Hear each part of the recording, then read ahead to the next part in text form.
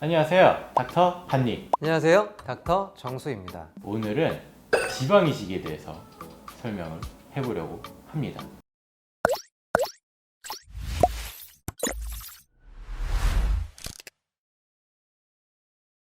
지방이식이라는 것은 내 몸에서 지방 일부를 채취를 해서요, 내 얼굴에 필요한 부분에 넣어주는 거를 얘기를 하고요. 얼굴에 필요한 부분이라는 거는 이마, 관자, 눈 밑, 팔자주름, 광대뼈 밑에 부분, 턱, 이런 것들이 이제 환자분들의 지방이식 선호 부위라고 할 수가 있겠네요. 거기는 필러로 채우기도 하는 부위잖아요. 무슨 차이예요? 필러 같은 경우는 장점이라고 한다면 비교적 적은 양으로 예쁜 모양을 낼 수가 있고요. 볼륨의 충전을 위해서 만들어진 제품들이기 때문에 예를 들면은 뭐 입술이라던가 애교살이라던가 섬세한 부분에는 지방 같은 것들이 들어가기가 조금 힘들거든요. 그런 부분에 필러가 굉장히 좋다고 말을 할 수가 있는데요. 대신에 이제 필러의 단점이 곧 지방의 장점이 되는데요. 일단은 유지 기간 자체에서 필러는 이제 1년 정도라고 보면 되는데, 지방은 급격한 다이어트 계획만 있지 않다고 한다면 3년에서 5년 이상은 갈 수 있다고 보고 있고요. 많은 양을 넣어야 될 때,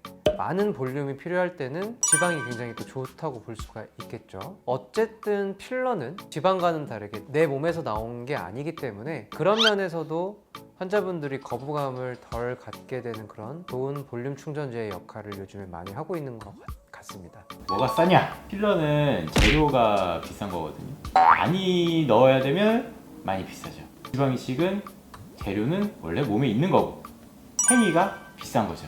지방이식은 한 번 하냐, 두 번 하냐, 횟수로 가격이 정해지지 cc로 가격이 정해지지가 않죠. 조금 하면 되는데 굳이 이거 하려고 누워야 되나 하면은 필러. 근데 난 모르겠고 난 한 번에 그냥 확실하게 할 거야. 그러면은 지방이식으로 정리를 할 수가 있겠죠. 근데 그 지방은 어디서 뽑아요? 여러 부위에서 뽑을 수가 있는데요. 소량을 뽑을 때는 뱃살, 흉터가 좀 안 보이게 할 수 있게 배꼽으로 들어가고 뱃살이나 옆구리살에서 뽑는 경우도 있고요. 대량을 뽑아야 되는 경우, 이제 풀페이스 지방이식이라고 얼굴 전체의 지방을 넣는 경우가 꽤 많이 있는데, 그런 경우에는 이제 안쪽 허벅지 내지는 바깥쪽 허벅지 등에서 뽑게 되면 지방도 잘 나오는 부위가 있거든요. 지방의 질이라는 게 결국에는 생착률로 우리가 얘기를 하잖아요. 생착률이 좋은 지방이 허벅지 쪽에 많이 있어요. 그거 어떻게 해요? 일단은 이제 환자분이 진료실로 들어와서 디자인을 하는 거는 똑같고요. 이제 디자인을 할 때 이제 어디 부분에 넣을지 거울을 보면서 자세하게 이게 디자인을 하고요. 사실은 지방 이식을 할 때에도 이마 빼고는 환자분을 앉힌 상태에서 지방 이식을 하는 편이거든요. 이마 같은 경우는 뭐 앉아 있을 때나 누워 있을 때나 뭐 파여 있는 곳, 넣어줘야 될 곳이 일정한데, 반면에 눈 밑이라든지 뭐 팔자주름이라든지 옆볼이라든지 이런 쪽은 앉아 있을 때랑 누워 있을 때가 좀 차이가 나거든요. 근데 이건 이제 지방 이식 할 때의 경우고요. 하기 전에 먼저 지방을 채취를 해야겠죠. 채취하는 과정을 조금 설명을 드리면, 인시전이라고 하죠. 칼집을 내서 마취약이 섞인 액체를 지방을 뽑을 부위에 주입을 하게 돼요. 지방을 약간 묽게 만드는 거죠. 한 10분에서 15분 정도 기다립니다. 지방이 약간 불기도 하고 그 마취약이 그쪽에 흡수가 되면서 통증도 경감이 되고 피도 좀 안 나는 상태가 되겠죠.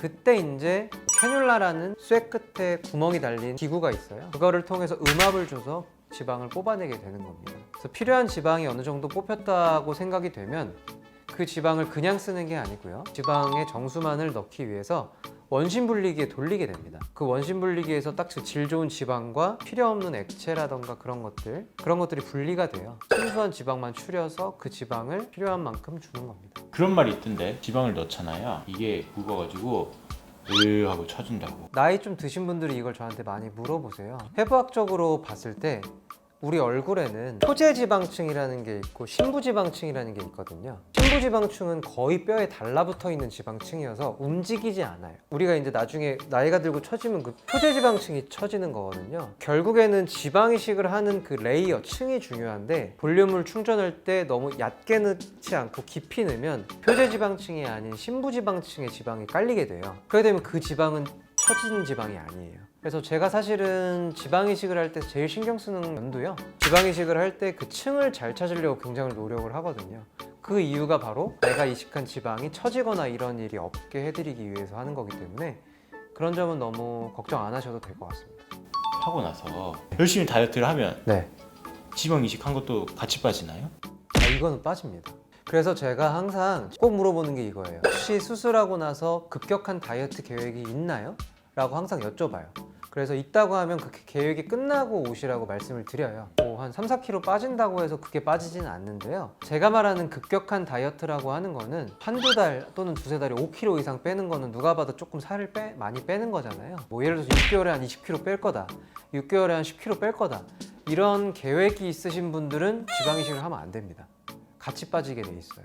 나이가 들면은 뱃살이 나오잖아요. 네네. 이렇게 떼가지고 이렇게 갖다 붙이면 딱 없어지고 딱 생기고. 종종 이런 질문들 하시는 분들이 있거든요. 그러니까 나 어차피 지방 이식을 얼굴에 할 거니까 지방 흡입을 뭐 좀 소위 말해서 좀 빡세게 해서 지방 흡입 효과도 좀 내게 해달라 이렇게 말씀하시는 분들이 있을 수 있는데요. 그건 정말 불가능한 얘기예요. 왜냐면 실제로 우리가 얼굴에 필요한 지방의 양은 뭐 2차까지 한다고 해도 최대 80에서 90 정도 사이거든요. 소위 말해서 제가 우유 반컵 정도도 안 되는 양이에요. 실제 제가 이제 지방 흡입도 하는데 정말 뭐 몇백 몇천씩 빼거든요. 소위 이런 말을 하죠. 간에 기별도 안 간다라고 보시면 돼요.